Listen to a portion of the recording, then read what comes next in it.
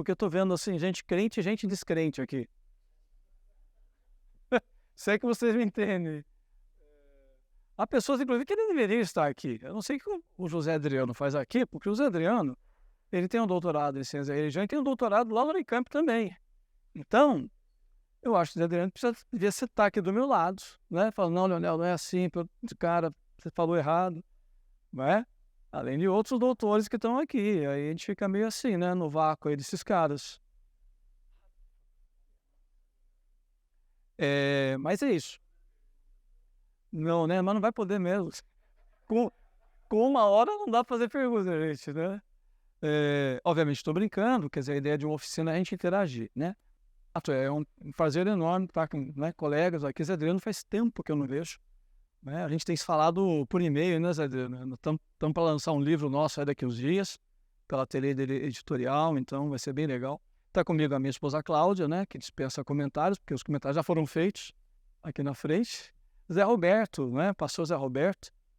Nós somos amigos de infância, né? Então a gente está sempre junto, isso é muito bacana. Odinei também estou conhecendo agora, né? Vamos ver se vai rolar essa amizade, porque ela começa depois de um café, que obviamente você vai pagar, né, meu amigo? Né?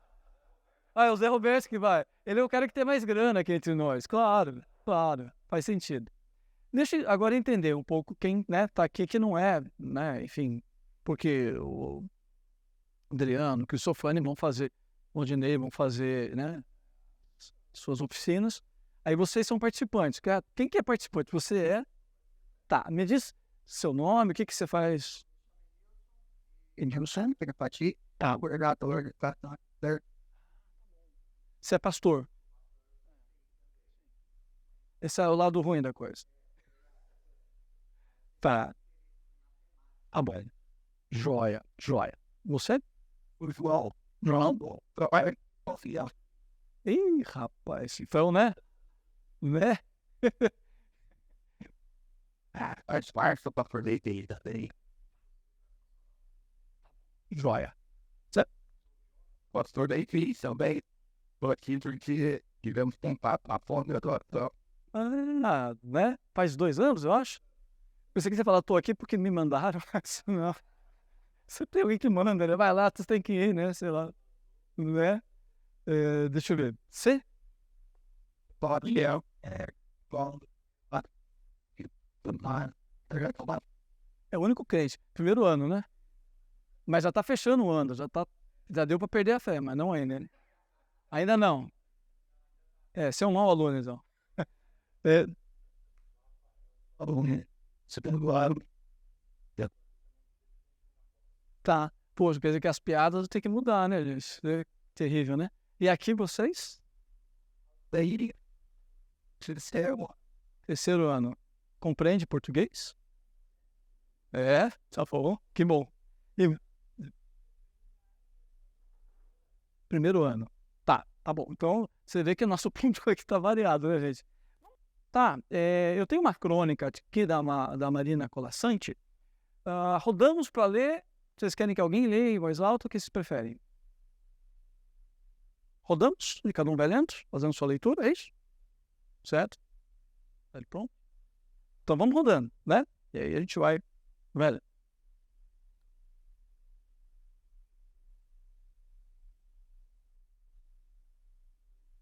Não? Consegue aumentar um pouquinho?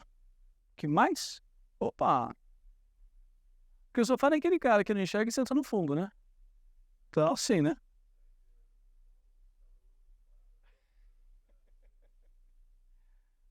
Era melhor. tá, corpo, Já subi? até os pouquinhos que já lendo, até.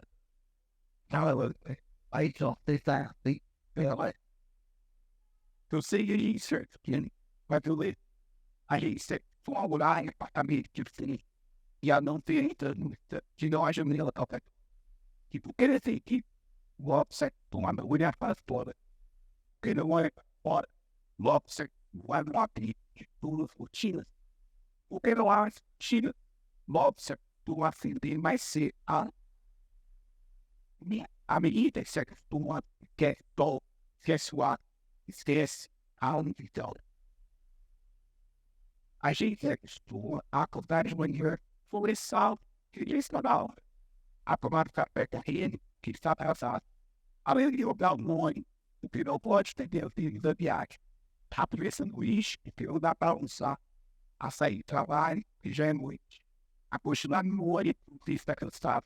A deitar cedo e vou me pesar, sem ter que mentir. A gente se acostuma pelo jornal, além do daquele, e aceitando a guerra, aceitando o mal, e que age no meu barulho. E aceitando o bem, aceita, não acredita. Eu acreditando na negociação de espaço, aceitando a reforma da guerra, nos números da legislação. A gente se acostuma a esperar o dia inteiro e eu tenho telefone. Hoje não posso ir. A política, as pessoas sem receber o frio de bom, a serem ignoradas quando precisar dos seus serviços. A gente se acostuma a pagar o que deseja e os dias e a mim e a talvez fila para pagar. E a pagar mais que as coisas valem e a saber que cada vez para mais. E a procurar mais trabalho, olhem a frente para ter pagar. A gente se acostuma a dar na rua e tratar cartadas, a ter as revistas e viramentos, a ligar a televisão e assistir a comerciais. E aí ao cinema, e ouvir publicidade, aceita teatro, ou de novo teatro, lançado na entidade. A gente se acostuma a poluição, a salas fechadas de ar-condicionado, cheiro de cigarro, ao artificial, livre, ao choque que pode leve na luz natural, bactérias da água, a contaminação da água do mar, a leita morte. Para não ouvir passarinho, a meu pegado de madrugada, atender a isso e as cães, a meu político, as coisas demais, para não sofrer. Em doses pequenas, tentando não perceber, vai gastando uma dor aqui, um recebimento ali, uma revolta por lá. Se o cinema está cheio, a gente sempre na primeira fila e torce um pouco o esforço. Se a praia está contaminada, a gente molha só os pés. Pula no corpo bom e o outro é que o bom. Se o trabalho está bom, a gente se controla pensando no fim de semana. E se no fim de semana não há ruim para ter, a gente não é prometido e ainda fica satisfeito e tem sempre só acabar. A gente se acostuma para não se ralar as experiências e perseverar até. Se acostuma para evitar perigo, sangramento, para dissipar-se da placa e a maioria passam parte. A gente se acostuma para poupar a vida, que é o fogo se gasta, que gasta de tanto fumar, teste e vida. Ok.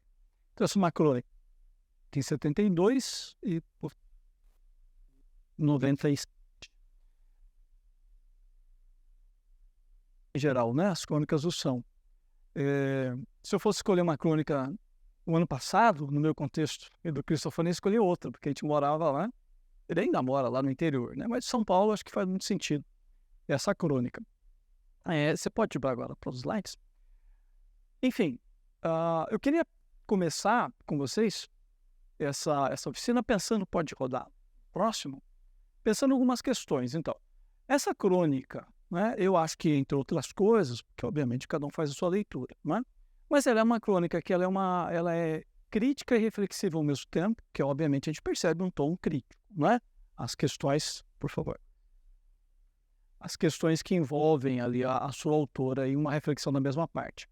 Ela parte da experiência da autora e que, obviamente, eu acho que a nossa experiência nos chama também a colaborar com essa construção de sentido. E em alguns momentos a gente fala, isso mesmo, né? Ou então a gente fala assim, ainda bem que não é mais assim comigo, né? De qualquer maneira, ela apela para a experiência. E ao fazer isso, ela convida a gente à colaboração. Talvez até a gente, ao ler, a gente faça assim, puxa, mas ela podia ter, né, colocado uma outra coisa. Não, acho que aqui forçou a barra. Esse negócio do cheiro de cigarro na sala não é mais, né? Quer dizer, graças a Deus, não tem mais. Então, a gente está colaborando. E, obviamente, o narrador, aquele que conta a história, principalmente na crônica, ele é totalmente central, né? Porque você não tem diálogo, você tem, né, um narrador que está falando o tempo todo e está construindo um cenário. A gente pode chegar no final e dizer, puxa, super legal, nossa, isso aí mesmo, gostei demais. A gente pode dizer, pô, não gostei, tá meio forçado. A gente pode dizer, cara, né, como eu falei agora há pouco, nossa, eu tava nessa, mas não tô mais, ou enfim, né? A gente tem uma série de coisas. Enfim, essas características e muitas outras definem o que a gente pode chamar de texto literário. E, obviamente, não me perguntem como é que a gente define literatura, porque não é o papel do pessoal da literatura definir literatura, porque a gente também não sabe o que é isso. Mas são coisas que a gente gosta, né? Que nos atraem, com que a gente se identifica. A gente sabe algumas coisas. Literatura não é bula de remédio, né? Literatura não é código civil, não sei o quê, mas literatura é uma coisa que fala para a vida. Vamos para um texto da Bíblia agora. Gente, assim, eu brinquei no começo, mas se tiver alguma questão, levanta a mão e vamos conversando, tá? A gente vai construindo juntos. E eu falei brincando, mas, Adriano, você também é um cara que, ó, né? Então, fique totalmente à vontade. Pá, toda. Então, vamos lá. Questão de tempo, eu vou ler. Mateus capítulo 3, do versículo 13 ao 17. Por esse tempo, Jesus foi da Galileia para o Rio Jordão, a fim de que João o batizasse. João, porém, quis convencê-lo a mudar de ideia, dizendo, eu é que preciso ser batizado por você, e é você que vem a mim? Mas Jesus respondeu, deixe por enquanto, porque assim nos convém cumprir toda a justiça.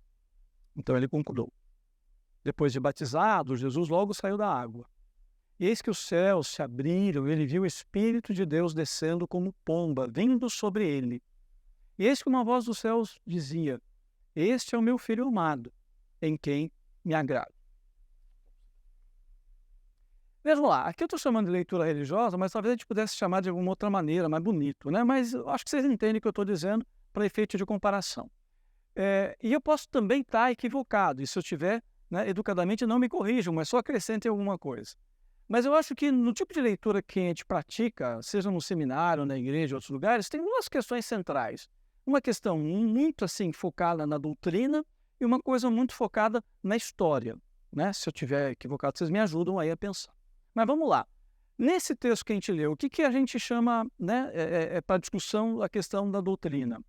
A questão do batismo de Jesus é por imersão ou aspersão, né? Para nós não tem discussão, mas se aparecer algum outro malandro aqui, vai dar pau, né?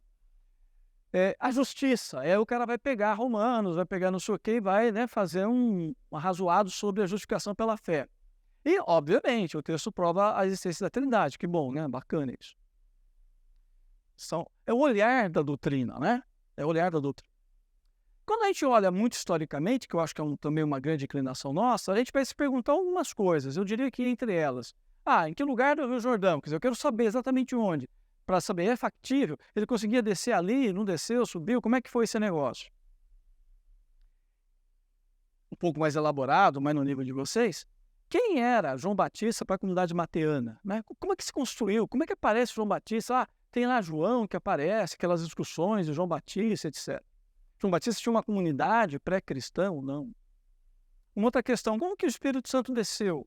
Em forma de pomba ou suavemente como uma pomba? Provavelmente vocês poderiam acrescentar alguma outra questão, né? Para efeito de tempo, vamos seguir. Mas é só para ilustrar, tá bom? Esse tipo de olhar que eu acho que é o olhar, vamos pensar assim, majoritário nas nossas igrejas e nas nossas comunidades. Então vamos lá, algumas considerações. Agora olhando mais um pouco assim do ponto de vista da literatura. E deixa eu falar uma coisa, gente.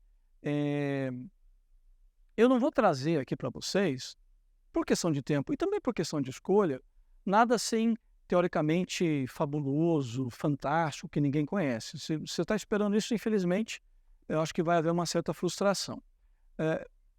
O que eu quero fazer é trabalhar numa perspectiva muito pastoral. E o que eu quero dizer com isso?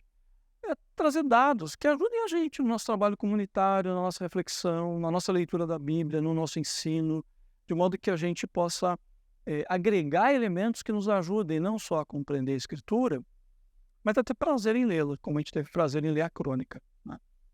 Então vamos lá. Algumas questões para introduzir isso.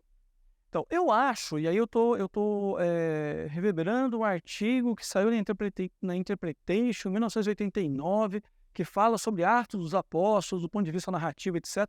Ele usa essa imagem, ele fala, olha, a gente lê uma narrativa, mas no fundo, a gente como exegeta, teólogo, sei lá o quê, a gente trata a narrativa como se fosse uma caixa, que a gente tem que, né, meter a mão, às vezes nem sempre é fácil, meter a mão lá e tirar o ensino dali de dentro. É uma caixa, ela não está pronta, ela não está formada, ela não serve quase nada, ela na realidade ela atrapalha a gente. Por isso que, na prática, o que eu vou dizer é um negócio muito sério, né? Na prática, a narrativa acaba se tornando um gênero primitivo para nós. Pô, a narrativa atrapalha. Por isso que a gente gosta de ler Paulo, né? Paulo vai direto no assunto, né? Ah, Pedro é mais ou menos, ele é meio, né, meio limitadão. Paulo é bom, ele fala e a gente fica raciocinando, a gente faz voos profundos e etc e tal, né? Mas vejam, a gente acaba achando que a narrativa é um gênero menor ou primitivo em relação ao gênero discursivo, porque a gente gosta do gênero discursivo, né? Aí, um antigo definidor lá, né, de um cara que trabalha com homilética, define o sermão, aquilo que, né, talvez todos nós fazemos. O sermão é um discurso religioso. É um discurso religioso. Então a gente gosta do discurso. Bom, e aí, me parece meio que óbvio, a gente precisa descobrir, então, o que a narrativa quer dizer. O que essa caixa, né, significa? E como que a narrativa faz sentido para nós, o que ela quer dizer e como que isso faz sentido. Ou seja, a interpretação e a atualização que é a grande briga nossa, né? Porque numa boa parte das vezes, salvo, né, os caras que conseguem sair dessa crise, nós somos bons para reconstruir histórias do passado, mas somos horríveis para trazer essas histórias para o presente. E aí que pega, né? Aí os caras pentecostais, né, pentecostais fazem a festa inventando 1000 coisas, né? Eles são muito bons para inventar, né? E a gente fica naquela pegadinha nossa e, né, dorme. Vamos seguir. Então a questão é, por que a gente não pode ler a Bíblia como a gente leu a crônica? Claro, isso é meio herético, mas vamos conversar um pouco. E de cara a uma questão, na nossa prática de leitura, por favor, na nossa prática de leitura, que a gente precisa prestar atenção, né? Que a gente precisa prestar atenção. Quando a gente leu a crônica, eu acho, né, pode ter algum, né, cara, aí meio acima da média, mas eu acho que ninguém ficou perguntando quem é o autor, quando escreveu, em que contexto ele escreveu, os caras para quem ele está escrevendo, quem eram eles, porque isso vai definir o sentido. Acho que ninguém quis perguntar. A gente leu e achou bacana, ou não, e a gente refletiu. Ou seja, a leitura normal, né, a leitura da literatura, ela sempre é do texto para a gente, para a vida. O texto para a gente, para a vida. Não é assim mesmo? Mas pouco que você está lendo por aí. Por que a Bíblia tem que ser do texto para o passado, e se der tempo, volta para a gente? Às vezes não dá, né? O texto passado e... Percebe? Eu acho que são olhares diferentes, que podem ter um certo sentido, mas que a gente precisa problematizar. Então, eu acho que os dois textos, o bíblico e a crônica, e se a gente expandir o texto literário, alguém está contando, ele está partindo de experiências históricas, por quê? Né? Então, o Evangelho é uma experiência histórica. Mas a da cronista também é uma experiência histórica dela. Ela está refletindo sobre o seu mundo, sobre a sua vida. Ela não está inventando. Ambos se dirigem para leitores, acho que não há discussão, né? Quer dizer, o texto bíblico e a crônica olham para leitores e ambos querem trazer algum conteúdo, algum ensino, querem trazer uma reflexão. Na literatura a gente não fala muito assim, o que esse texto quer ensinar, é meio estranho, né? Mas ele sempre tem um valor, ele sempre tem alguma coisa para questionar, para ensinar, para, enfim, né, gerar para nós. E, obviamente, que o texto bíblico também. O que eu estou fazendo? Eu estou só apontando algumas questões que eu acho que permitem que a gente possa, pelo menos inicialmente, tentar uma aproximação. Né? Fazer é quebrar um pouco o estigma de que não, ler a Bíblia literariamente é inventar, ir contra a historicidade do texto, abrir para heresia. Metodologicamente e epistemologicamente, não acho que seja assim. Alguém quer falar alguma coisa, gente? Perguntar? Seguimos. Né? Certo, tem, né? Mas por isso eu quis começar com a prática para depois para a teoria, né? Vamos fazer coisa bacana e depois a gente faz o que, né, é preciso. Então, eu tenho alguns fragmentos aqui que eu quero ler só para fundamentar um pouco aquilo que eu estou falando para vocês, né? Então, vamos lá, eu vou ler para ficar mais rápido. Ao aplicar a Bíblia, o complemento como literatura, então, ler a Bíblia como literatura, pretende-se reconhecer que ela foi escrita a partir de princípios de construção textual que privilegiam técnicas de comunicação. Bom, vamos lembrar, a Bíblia é um texto, né? Às vezes a pessoa esquece. E quando se escreve a Bíblia, e aqui eu estou focando a narrativa, porque, né, enfim, a gente não tem tempo para fazer mais nada, a questão é, ela compartilha os textos narrativos da Bíblia, compartilham com os textos literários, sejam os, né, os clássicos, antigos, os contemporâneos, essa questão. São usadas técnicas de comunicação que querem dialogar com seus leitores. Ou seja, pensa um pouquinho num salmo, não é? É uma poesia, ela está lá querendo nos convencer, ou da beleza da vida, ou de que a gente é pecador, ou de que, né, a gente está lascado porque o inimigo está batendo na porta, etc. Textos, seja bíblico ou literário, eles sempre têm técnicas de produção do texto, de criação, que visam a comunicação. Para mim isso é central. Se você me perguntar como é que você define literatura, eu vou dizer comunicação, né? Eu estou fugindo um monte de briga, mas eu acho que esse é central. Texto literário que não comunica não é texto, porque todo mundo escreve para se comunicar, e a Bíblia é igualmente. Agora, há um ponto de contato entre a Bíblia e a literatura universal. Qual é o ponto de contato? Essas técnicas para construir a mensagem. Mas há um distanciamento. Então vamos agora também, né, ser claros. Qual é o distanciamento da Bíblia para a literatura ficcional? A ficção procura um prazer estético. Então, cara, que texto lindo, né? Nossa, eu me emocionei, eu chorei quando eu li aquilo. Nossa, me fez pensar na minha infância. Nossa, isso me deu raiva porque mexeu comigo de um jeito que eu não entendi ainda. Não é assim, né? Você lê lá um romance, você lê um negócio e tal. Esse é o efeito estético. Você pode até ler, né? Don Quixote falar na minha vida vai mudar a partir daqui. Agora, a Bíblia usa os mesmos recursos da literatura para gerar resposta na gente. Percebe? Mas olha só, nesse sentido, a Bíblia é mais enganjada com os recursos literários até do que a própria literatura. Se você comparar a Bíblia com os textos contemporâneos, você vai achar mais virtude literária desse ponto de vista, de construção e de convencimento, do que os próprios textos. Porque, obviamente, os autores querem, né, gerar reação na gente. Então, essa é uma diferença, mas não é uma diferença, digamos assim, essencial ou proibitiva. Pelo contrário, é uma diferença que mostra para a gente, caramba, a Bíblia ela é até mais literária do que uma boa parte dos próprios textos literários. Né? Vamos seguir. Opa. Ó, seguinte, quem entra tem que pegar a cadeira, tá? Vai buscar a cadeira, meu amigo. Agora, então, um teórico, Terry Eagleton, eu gosto muito desse cara. Olha o que ele diz. O erro mais comum dos estudantes de literatura é ir diretamente ao que diz o poema ou romance. Mas vamos pensar na gente também, vamos colocar para nós. O erro mais comum, né, do pastor, do religioso, do exegeta e tal, é ir direto para o que diz. E a gente sempre faz assim, o que ele quer dizer? Né? A gente quer interpretar. O que isso significa? Não é? Então o diabo fala para Jesus, olha, né, fala para essas pedras se transformarem em pães. O que significa? Não, alguém da literatura significa isso. Pedra transformada em pão. Depois que eu vou trazer algum outro sentido. Mas a gente sempre vai, para além da leitura, a gente vai para a interpretação. Por isso que, eu acho que o Adriano vai concordar comigo, né, Adriano? Que no mundo da exegese a gente fala muito de interpretação. Mas o Cristofani, qualquer outro exegeta que esteja aqui. A gente quase não fala em leitura. Na verdade, se são estudantes, alguém fala, vamos fazer a leitura do Evangelho. Não, vamos fazer a exegese, vamos interpretar. E no mundo da literatura, pouquíssimas vezes se fala de interpretação, né, Adriano? A gente fala muito de leitura, porque é uma percepção do processo, né? Aquilo que às vezes a gente aprende, eu tenho que ler primeiro para depois saber o significado, na maior parte das vezes não funciona. Eu estou lendo e meu cérebro está... Eu falei isso aquela vez, né? 2 anos atrás. Eu estou lendo e meu cérebro já está pegando sentido, né? Ele está criando redes. Ele está indo nas minhas caixinhas e procurando, bom, como é que isso faz sentido, como é que se explica? Vamos lá, voltar. Então, o erro mais comum dos estudantes de literatura é ir diretamente ao que diz o poema ou o romance.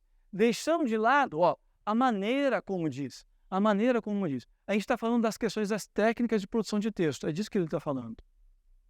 Então, ele está dizendo, presta atenção primeiro à maneira como ele diz. Porque a maneira já é o caminho para a gente entender o que ele está dizendo. As obras literárias, além de relatos, são peças retóricas. Exigem um tipo de leitura especialmente atenta ao tom, ao estado de espírito, ao andamento, ao gênero, à sintaxe, à gramática, à textura, ao ritmo, à estrutura narrativa, à pontuação, à ambiguidade. De fato, a tudo que entra na categoria de forma. Então, forma, gente, pelo menos do ponto de vista da literatura, é central. Claro que na exegese também é, né? Você vai estudar exegese, tem lá os gêneros, os macrogêneros, os microgêneros, mas o que está sendo dito aqui é um pouco além disso. É como essas formas, elas são dinâmicas e como elas constroem sentido. Há um livro do Terry Eagleton muito legal, Como Ler Literatura. Ele faz exercícios de interpretação. E ele pega, acho que uns 2 textos bíblicos nos exercícios que ele faz lá. Como Ler Literatura, da LPM. Vale a pena, vamos seguir. Então, ele continua dizendo, o que entendemos por obra literária consiste, em parte, em tomar o que é dito em termos de como é dito. É o tipo de escrita em que o conteúdo é inseparável da linguagem na qual vem apresentado. Então, ele está reforçando o que ele já disse. Tudo bem, né, gente? Acho que está bem claro aqui. Vamos seguir. Vamos relembrar alguns conceitos básicos que eu já falei, alguns que eu não falei, então não é relembrar, é lembrar. Mas vamos lá. O que significa, do meu ponto de vista, dizer que a Bíblia é literatura? É reconhecer que ela quer dialogar com a gente. Então, se você vai ler a Bíblia, põe na sua cabeça, né? E é aquela coisa, às vezes, que a gente aprendeu, né? Vai fazer devocional, o que Deus está me dizendo, não é isso? O pessoal não vai mais devocional, né? Mas, enfim, vai fazer devocional. O que Deus quer dizer para mim? É mais ou menos isso, só com certo verniz mais, né, literário. Mas todo o texto quer dizer, né? Até genealogia, até lei. Textos bíblicos são versão mimética, são representações da realidade, ou seja, aí é uma disputa com a questão de certos tipos de exegese que querem remontar uma cena para, a partir dessa cena que é literal e que é exatamente daquela forma, trazer sentido. Esse é um equívoco, né? Porque essa cena se perdeu no passado. Ela é um abstrato para mim. O que há de concreto é o texto. Então, é um equívoco epistemológico. Eu ir para o abstrato reconstruir o concreto. Sempre é o oposto. O concreto que eu tenho é o texto. Só que o texto, ele não se remete ao fato bruto. Ele já é uma interpretação. Ele já é uma reconstituição daquilo. A partir do quê? A partir do olhar da fé. Então não precisa ter medo. É o olhar da fé. Não é? Deixa eu ver. Depois aqui. Aquilo que a gente nomeia de revelação e inspiração, né? A gente gosta muito de revelação e inspiração. Mas quando a gente fala assim, mas cada evangelho tem um olhar diferente, aí o cara fica meio assim, né? Mas é isso. Né? É isso. Vamos lá. Então, comunicação e representação. O que o autor está vendo no seu mundo e o que ele quer ensinar para a gente do que ele vê, né? Orientado por Deus. Outros 2 pontos. Todos os elementos do texto participam da sua construção. Todos os elementos exercem funções para estabelecer o diálogo. Então, se você tem uma referência geográfica, pode ter certeza, muito provavelmente a referência geográfica não vai ser só geográfica. Ela tem uma função. Jesus está atravessando um mar. Ali é tão forte isso que o mar vira um personagem, né? O que o mar está fazendo? Está se opondo e está querendo impedir Jesus que atravesse. Então, é um personagem. Tudo que exerce função numa história é personagem. Então, elementos geográficos, personagens, tempo. Presta atenção, nada está ali por acaso. Tudo tem uma razão de ser. Tudo tem uma razão de ser. Eu acho que todos nós podemos dizer, com mais ou menos experiência, que a Bíblia é um livro não só belíssimamente composto, como profundamente, tecnicamente composto. Vamos lá. Uma outra coisa, uma última. Os sentidos do texto buscam reflexão e aplicação contemporâneas. E aí entra uma diferença em relação a uma certa exegese mais tradicional. A exegese diz, para eu saber o sentido, eu tenho que entrar na mente do autor, né, para saber o que ele estava pensando, e eu tenho que remontar a primeira cena de recepção, porque é ali que está o sentido. Não, literalmente não. Você tem experiências de assimilação do sentido, e elas vão aumentando, elas vão progredindo, de modo que, diferentemente dessa proposta inicial de que o privilegiado é o primeiro cara, não, nós somos privilegiados. Por quê? Porque a gente está numa tradição de leitura. Muita gente já leu antes de nós. Muita gente já ensina a gente sobre como ler esse texto. E mais, uma vez que eu entendo o texto como literatura, ele não quer falar só com o primeiro leitor. Porque é um texto tão bem montado que ele está falando com qualquer leitor. Pode ter ruído de questões históricas contextuais? Pode. Mas a Bíblia é tão bacana que essas questões elas não impedem o entendimento. Então, você lê o Evangelho de Mateus, isso eu sempre falo. Você não precisa estudar, nem ir lá para um dicionário para saber que fariseu é picareta. A noção está dentro do texto. Então, tudo que a gente precisa entender, mesmo que seja contextual ou histórico, está lá no texto. E mesmo que você não entenda, se você não entende, você não vai deixar de entender porque está lá. Se você não entender que tem uma lei no Levítico que fala que uma mulher com menstruação não pode estar no público, muito menos encostar nos outros, se você não souber isso, isso não vai impedir você entender o texto da mulher, né, com a menstruação que chega e encosta em Jesus. Porque esse elemento histórico, cultural, não é central para você entender. Se você tem informação, ótimo. Mas se você não tem, você não vai deixar de entender.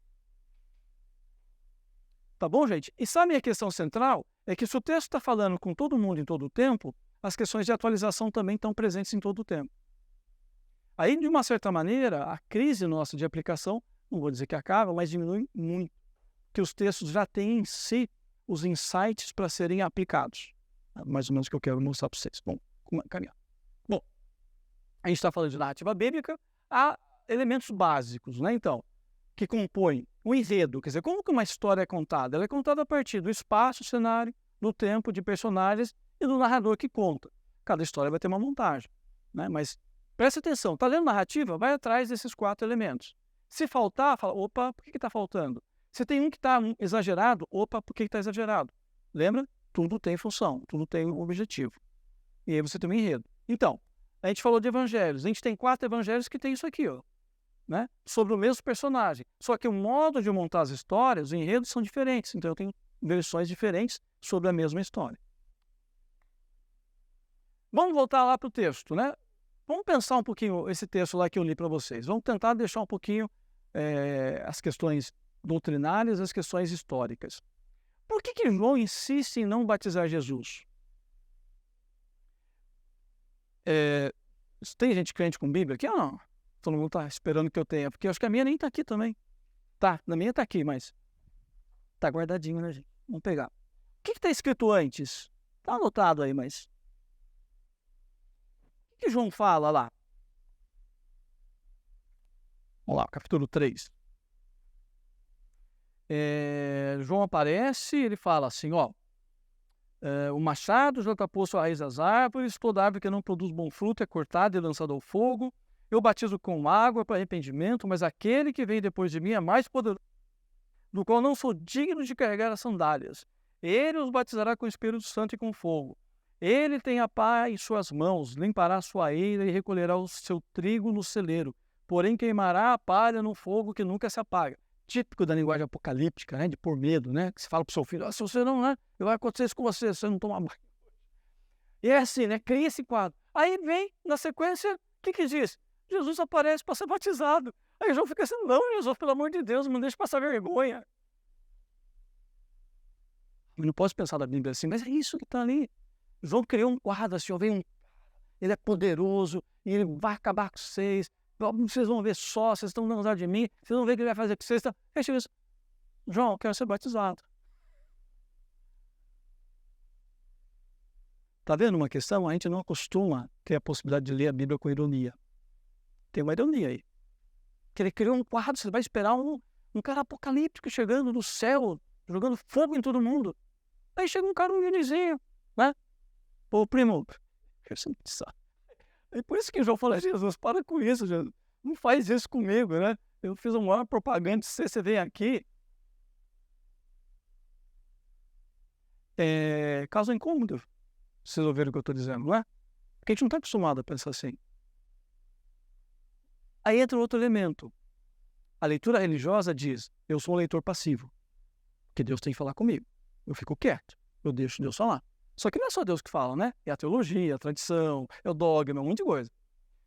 A leitura da literatura e a leitura da Bíblia como literatura diz, amigão, você é participante da construção de sentido. Você é um leitor ativo. Tá lá. Você tem que pensar sobre isso.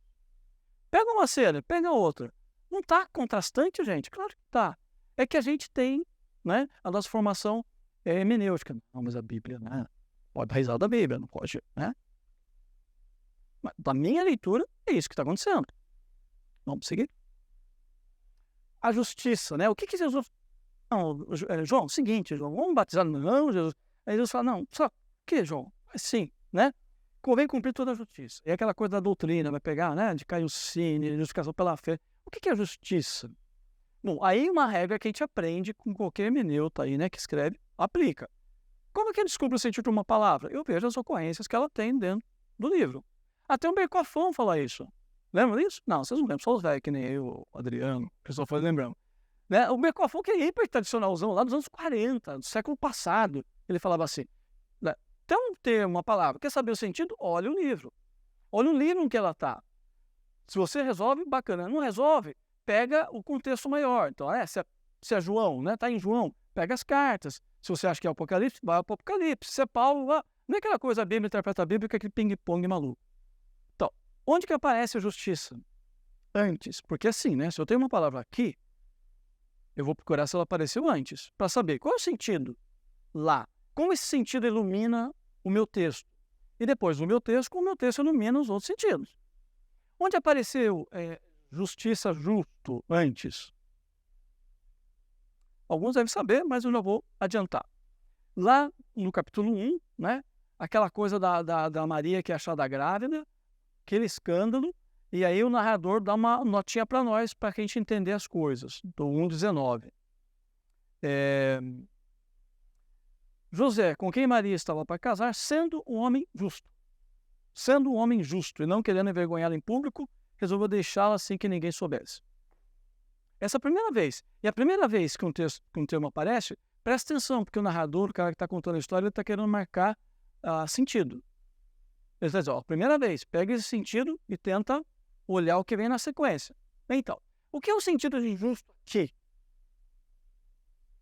Né? No texto. Justo, nesse contexto, do meu ponto de vista, é o cara que vai para além do que a lei diz. É um cara que ultrapassa a lei. Ele tem a lei. Se ele usar a lei, ele está certo, não está errado. A lei aqui era, né? Sei lá, apedrejar Maria, sei lá o quê. O que ele está dizendo? Os intérpretes diziam assim, ele está optando em ir lá no cartório à noite, falar, vamos cancelar esse contrato, quietinho, não precisa pôr no jornal, nada, né? O que ele está querendo fazer? Ele está querendo poupar Maria. O que é a justiça, então? Em síntese, amor, é cuidado, é sensibilidade, é atenção pelo outro. Então, José é justo nesse sentido. Pega esse sentido e joga lá para Jesus. João, seguinte, vamos cumprir a justiça. O que quer dizer? Eu sei que está errado você me batizar. Eu sei que não tem nada a ver, né? Eu sei quem eu sou, eu sei quem você é. Mas, vamos fazer isso aqui, porque é assim que a coisa tem que andar. Tem um além do certo e do errado, né? Do esperado. E depois você vai lá, né? Bem-aventurados que tem fome e sede de justiça, né? E aí eu não vou entrar nisso porque, né, obviamente, dá uma boa discussão. Mas eu acho que o sentido vai mais ou menos por aí. Fome e sede de justiça não é sair por aí jogando coquetel molotov, né? Na polícia. Nem sempre. Mas eu acho que nessa construção de sentido é o cara que está além da própria justiça, que está além do mero sentido de ter o pão para comer, de viver dignamente, o cara que quer mais. E o mais, obviamente, é o contexto do reino de Deus. Ok? Então, essa justiça que transcende, que mostra o cuidado, né, por Maria. A voz do céu. Olha que interessante, né? Então, presta atenção. A voz do céu. Todo ser que tem uma ação é um personagem. Então, Deus entra como um personagem na história. Ele já apareceu antes, aqui em Mateus? Eu estou já dando as dicas aqui. Você tem seres celestiais, né? Que se manifestam em sonho. Certo? Que aparecem lá para José, aparecem para os magos. E deixa eu até aproveitar e corrigir um negócio aqui. Onde que está? Tem um lugar que fala voz divina, mas não aparece isso. Mas enfim, você tem seres. Mas essas manifestações são manifestações privadas, né? Quer dizer, só para um cara, em sonho, etc., particular. é uma intervenção. Então, é um nível fora da história que precisa descer para orientar, né? Tipo assim, numa novela, tem um personagem que está horrível, como é que se faz para resolver o problema? Você mata. É muito mais fácil resolver numa novela, né? O personagem não emplacou, tá chato, o autor vai lá e mata, e tira. É uma interferência na história. Aqui o narrador está interferindo também, ele está dando explicações. Ó, eles só foram embora porque o anjo apareceu e falou com eles. Tá bem. Mas aqui é Deus, não é anjo, e é uma fala pública. Versículo 17. Então, presta atenção. Qual é a próxima vez que vai aparecer essa fala? Na transfiguração. Presta atenção. É de fora para dentro. Tem que ter uma razão aqui. E olha uma das questões, né? É um texto extremamente profundo, mas o que ele diz?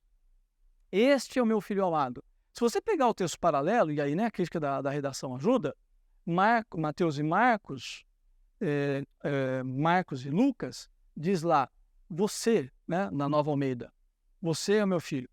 Qual que é a diferença? Quando Deus fala você, né, ele está falando com Jesus. Né? Deus está dizendo, ó, você é o meu filho. Está sabendo? Aqui não, né? Este, ele está falando para os outros. Ele está assim, moçada, esse aqui é o meu filho. É o testemunho, né? É o testemunho sobre Jesus. Agora, um já falou, ele é filho, né, de Davi, filho de Abraão, etc. Mas ele é filho de mais alguém, muito mais importante. Então você tem uma construção do personagem que está caminhando no Evangelho de Mateus. Vamos lá, vamos seguir. Nossa, a gente faltam 10 minutos. Vamos fazer um exercício aqui em Juízes 3. É um texto longo, mas eu acho bem bacaninha, bem bonitinho para a gente pensar. Vamos dar uma olhadinha lá? O que a gente vai fazer?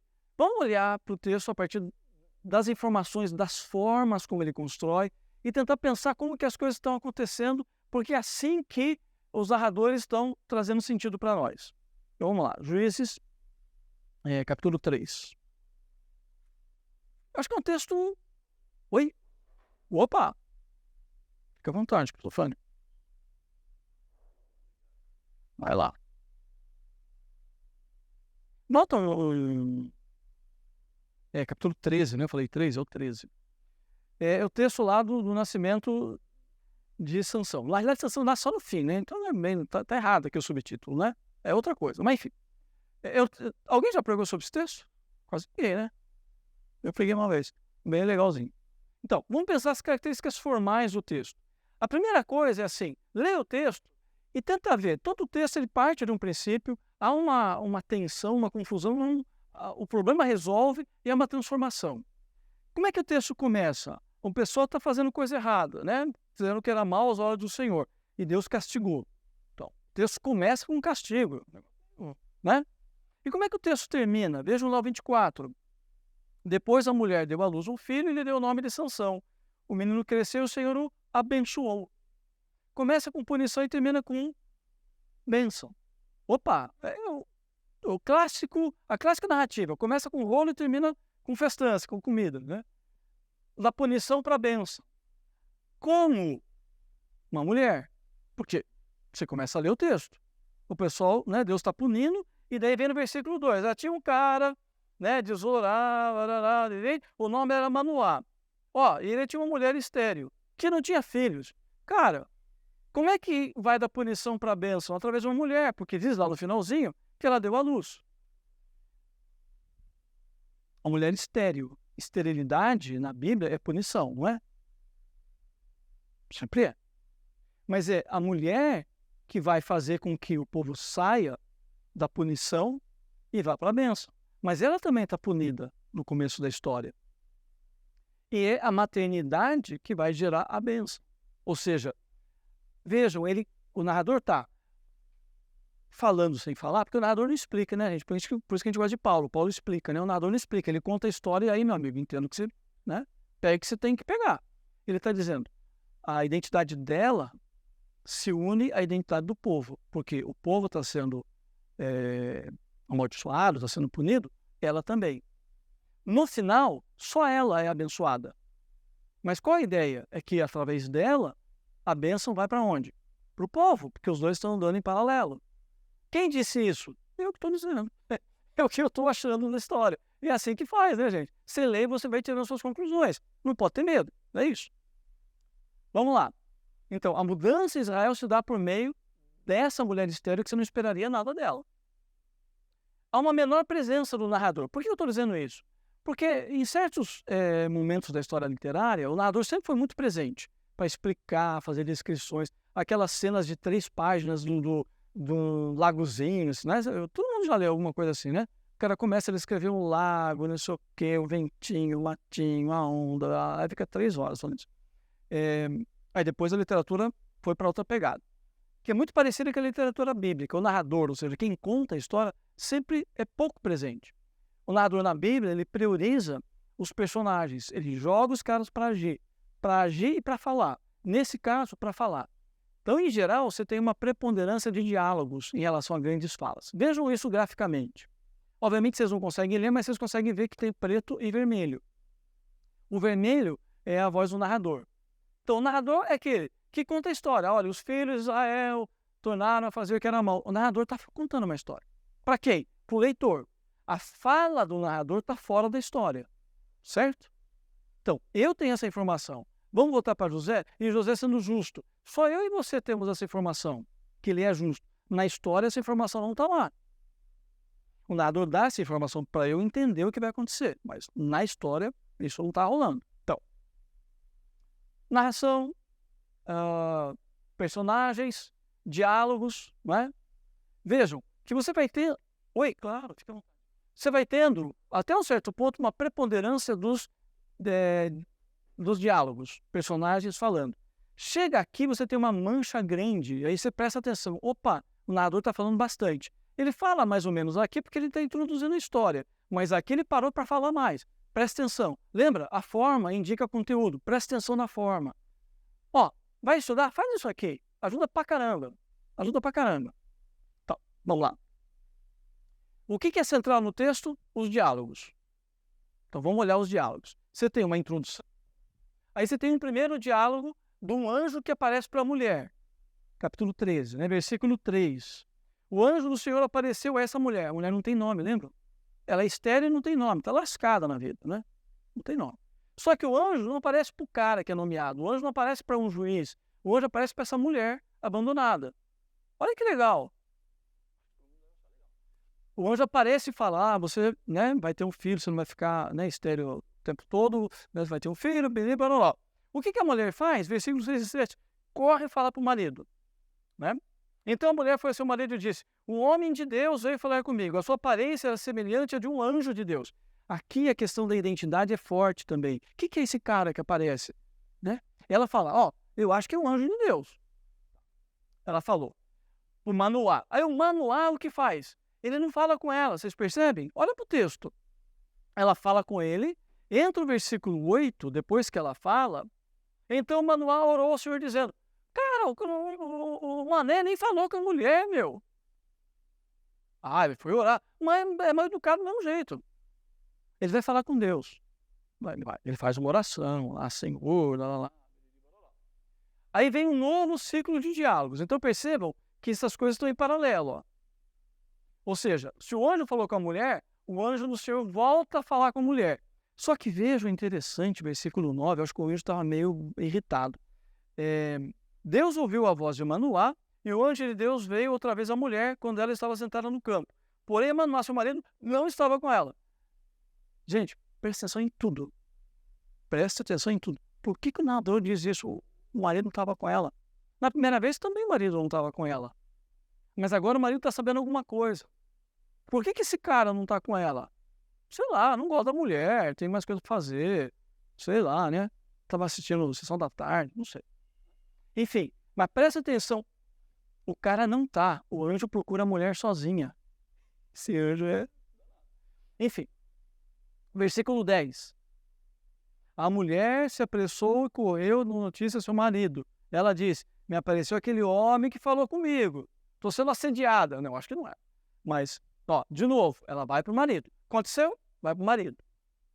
Versículo do 11 a 18, um texto grande. Percebam, a gente está tendo 1, 2 versículos, até a quantidade, gente, é importante. Olha aqui, do 11 ao 18, um grande diálogo do Manoá com aquele anjo, aquele ser, né? E vejam só, então Manoá se levantou e seguiu a sua mulher. Quando encontrou o homem, Quando encontrou o homem, é o narrador que está dizendo. Mas o narrador sabe que é o anjo do Senhor. Por que o narrador está dizendo que é o homem? Presta atenção no detalhe. O narrador está expressando o ponto de vista do Manoá. Por Manoá é um homem.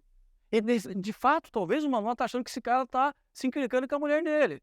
E vai meio que tirar satisfações. Por quê? A relação do Manoá foi com Deus, né? Para Deus ele orou bonitinho. Mas com o Ricardão lá, não. Opa, peraí. Que história é essa? Né? Ele seguiu. Você é o homem que falou com essa mulher? Olha aí o tipo de fala. Ele respondeu, sim, sou eu. Né? Tipo, e aí, vai encarar, né? Então Manoá disse, quando se cumprirem as palavras que você falou, como é que vai ser? Tal. Aí o anjo, né, responde a Manoá, a sua mulher deve guardar tudo o que eu disse para ela. O anjo está dizendo, meu amigão, você quer saber das coisas? Por que você está perguntando para mim? Pergunta para sua mulher. Conversa com ela, seu malandrão. Não é? É isso. E aí vai, né, essa conversa. E aí chega lá no versículo 15, o Manoá fala, então fica com a gente, vou fazer um cabrito para você. Aí o anjo, não sei o quê, aquelas conversas todas. E veja o versículo 16 final. O narrador dando a informação para nós. Ó, importante. Acontece, olha o que ele está dizendo. Cadê o 16? Acontece que Manoá não sabia que aquele era o anjo do Senhor. Ele não sabia, ele estava achando que era um cara lá e tal, né? Enfim. Aí ele faz lá o negócio, há uma série de perguntas e respostas, o anjo, para ele, eu já falei tudo para a mulher. Bom, aí no 19:21 tem o sacrifício, quem faz é o Manoá, ele é o homem, né? O anjo vai embora, e aí é um detalhe, gente. Nunca mais, de novo o narrador, nunca mais o anjo do Senhor apareceu a Manoá nem a sua mulher. Então Manoá ficou sabendo que aquele era o anjo do Senhor. Ele ficou sabendo porque foi embora, né? E no versículo 20, Manoá e sua mulher se prostraram com o rosto em terra. Opa, primeira e única vez que os dois aparecem fazendo alguma coisa juntos, né? Que é fazer o sacrifício. Bom, agora no 22, Manoá fala com a mulher. Primeira vez na história, precisou 21 versículos para o cara chegar e falar com a mulher. Legal, né? Manoá disse à mulher, certamente vamos morrer. Porque agora ele sabe que era o anjo do Senhor. Porque vimos a Deus. Depois agora ele ficou bonzinho. Nada. A mulher corrige o cara. Tipo assim, cara, você não fala comigo, quando fala bobagem. Olha o que a mulher disse. Mas a mulher respondeu, 23, se o Senhor Deus quisesse nos matar, não teria aceito de nossas mãos o holocausto e oferta de cereais.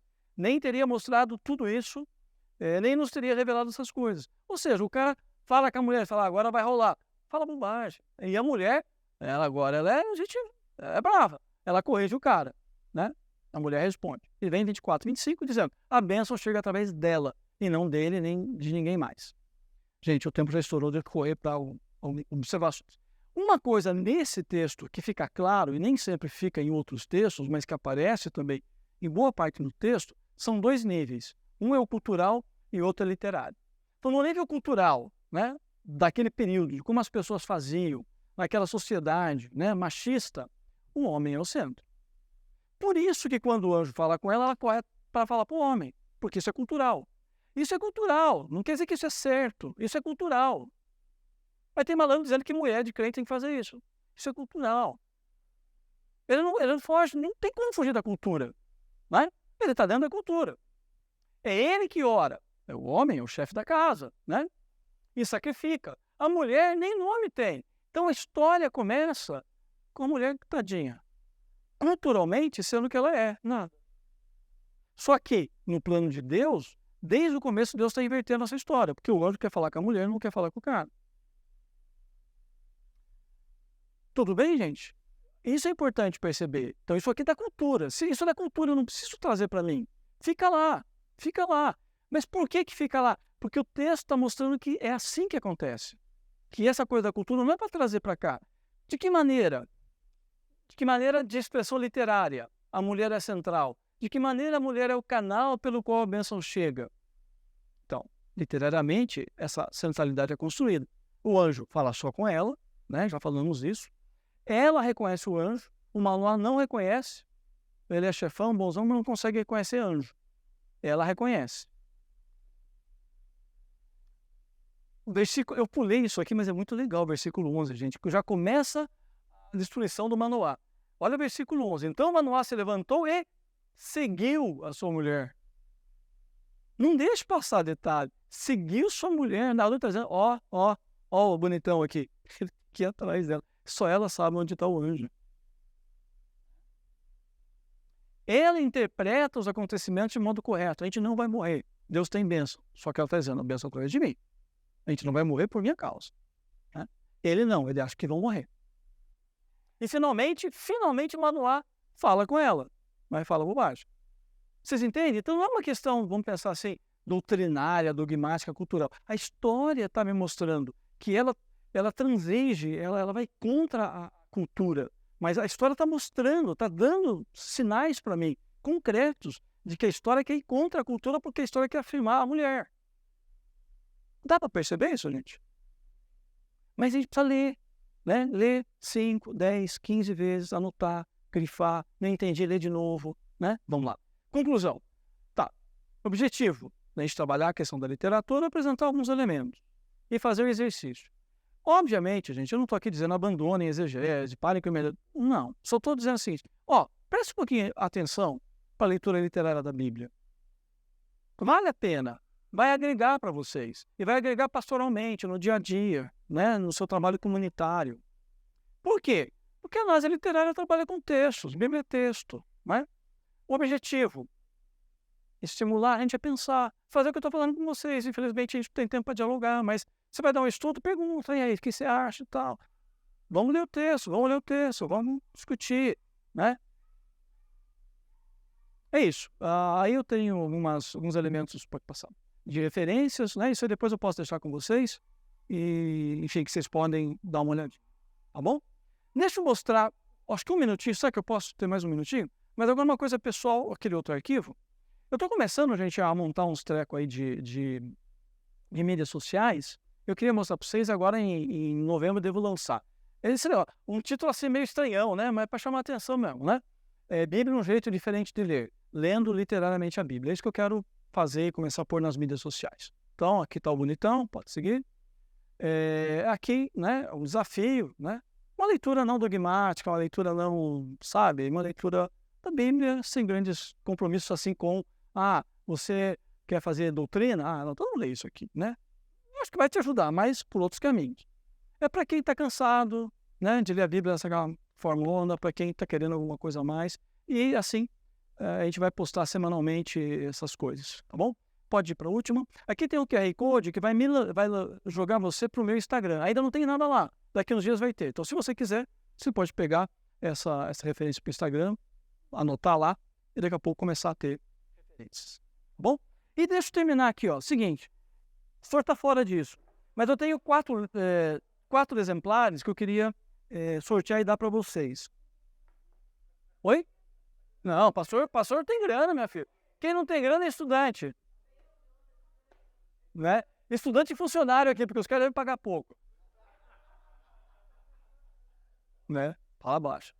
Esse aqui é um livro que eu organizei, são livros que eu organizei, que trabalha textos de leitura literária, textos da literatura, vendo assunto, religião, Bíblia, e textos sobre recepção, que é uma área que praticamente não tem no Brasil. Né? O Júlio tem um texto aqui.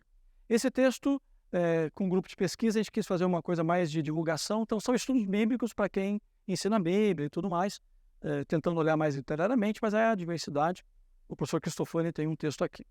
Esse aqui é com um ex-professor de vocês, que eu organizei junto, Marcelo Carneiro, talvez vocês já viram, e são, então, textos sobre metodologia, e tem aqui questões ligadas ao estudo da Bíblia, o Júlio tem, eu tenho também. Só que é o seguinte, agora eu vou deixar a Cláudia, que é mais perto do que eu. Como é que eu faço para fazer isso aqui, Cláudia?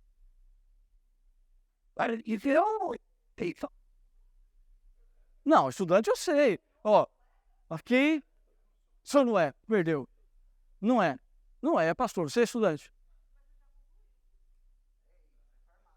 Então não entra, então. Você é estudante. Não, quem então? Vai lá.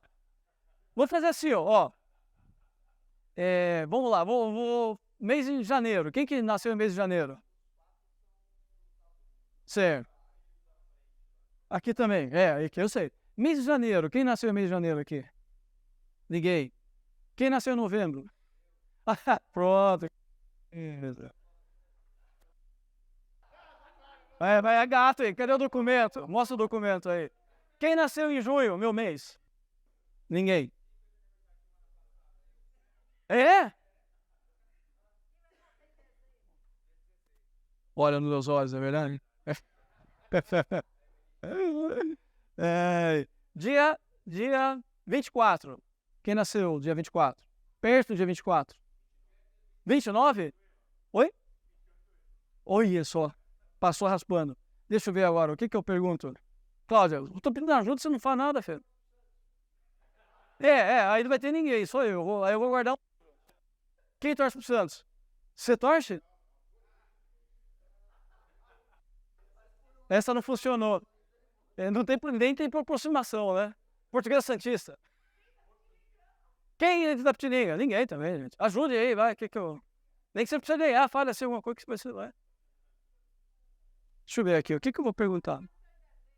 Quem nasceu em dezembro? Oh, vou te dar porque você foi esperto, hein? Gente, obrigado, desculpem usar demais o tempo de vocês. E assim, tem coisas na internet, eu também estou aberto pra gente conversar, tá bom? Legal estar com vocês.